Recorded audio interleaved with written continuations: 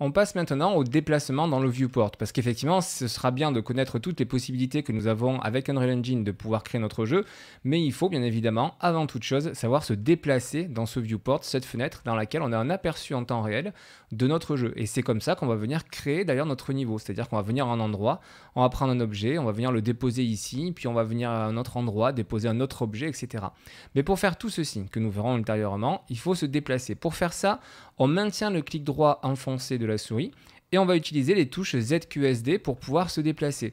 Z on avance, S on recule, gauche et droite avec Q et D exactement comme on peut le faire dans un jeu vidéo.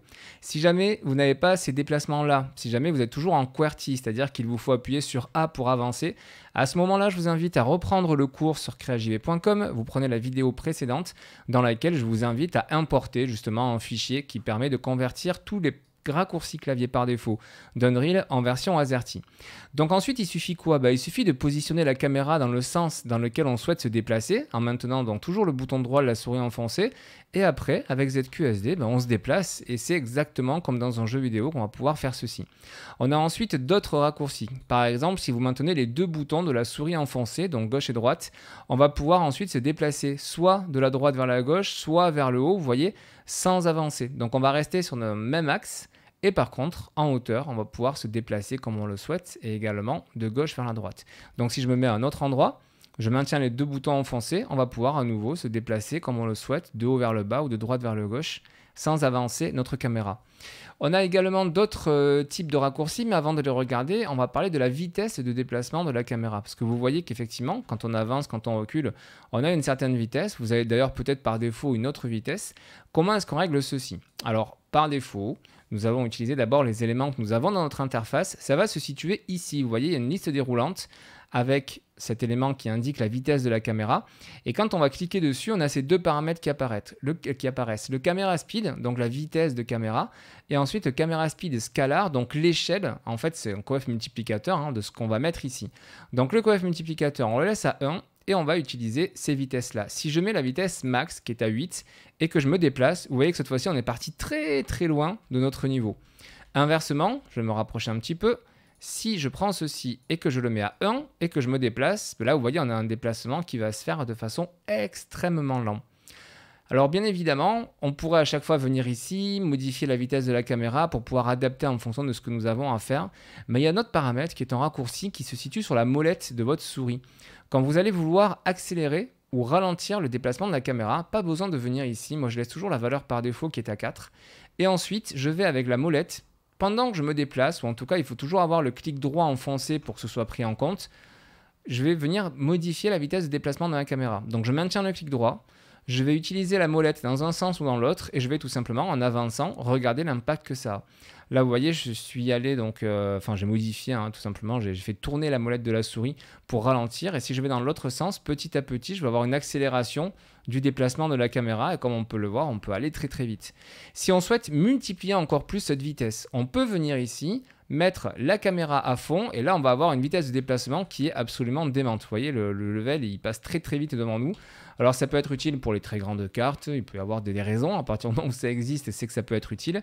En plus de ça, on a donc l'échelle de le camera speed scalar qui nous permet, comme vous le voyez, d'encore plus accentuer cette vitesse de déplacement.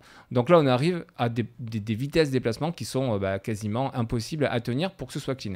Donc on va revenir sur notre vitesse à 4. Je vais remettre le scalar aussi à 1, donc l'échelle. Et là, regardez ce qui va se passer. En fait, même si j'ai rien sélectionné, si je regarde un petit peu mon monde, je me dis bon ok, le problème c'est que où se trouve le début de ce que j'avais de mon niveau? On peut être totalement perdu.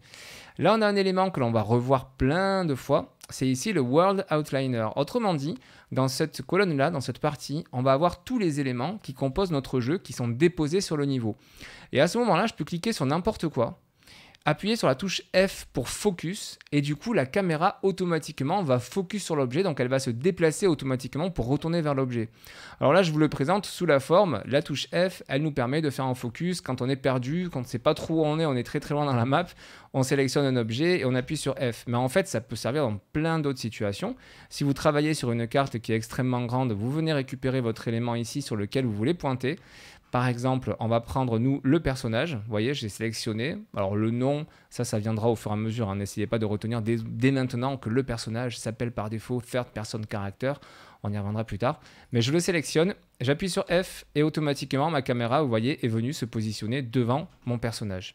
Donc, je récapitule. Les choses très importantes, pour se déplacer, on maintient le clic droit. Avec la molette, on peut le faire en se déplaçant ou en étant à l'arrêt, mais on peut, en faisant un scroll dans un sens ou dans l'autre, accélérer ou inversement ralentir la vitesse de déplacement de la caméra. Et voilà, donc après, clic droit, ZQSD, et ça nous permet de faire ce que l'on souhaite. Et on peut, avec les 2 boutons de la souris enfoncés, on peut donc se déplacer comme ça. Si on maintient le clic gauche de la souris enfoncée uniquement, on va pouvoir avancer et reculer également.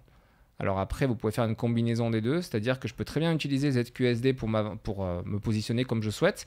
Et après, uniquement avec le clic gauche, vous voyez, je peux changer la position de ma caméra, avancer un petit peu, reculer un petit peu, de façon à me positionner comme je le souhaite.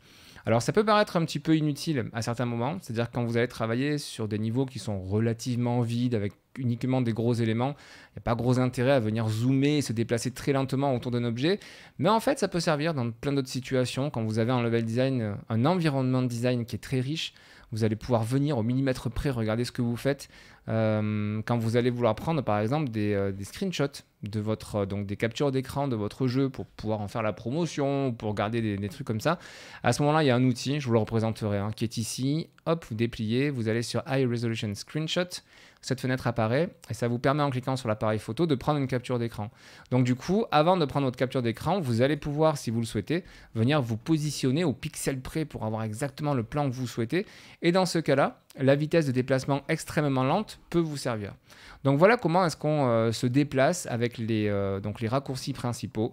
Clic droit ZQSD, on bouge le F en ayant sélectionné d'abord un objet, soit directement dans le viewport, soit dans le world outliner, dans lequel on retrouve tous les éléments qui constituent notre niveau. Donc on sélectionne et on appuie sur F, on va avoir un focus directement de l'objet qui automatiquement a l'outline ensuite, vous voyez le contour comme ça, orange, qui nous permet de voir quel est l'objet que nous sommes en train de sélectionner. Voilà ce que je souhaitais vous présenter comme éléments principaux au niveau de la navigation. On verra ensuite en cours de formation qu'il y a d'autres éléments qui viennent et qui sont des raccourcis clavier qui sont complémentaires. Mais pour l'instant, en tant que débutant, ceci vous permettra déjà de bien vous régaler.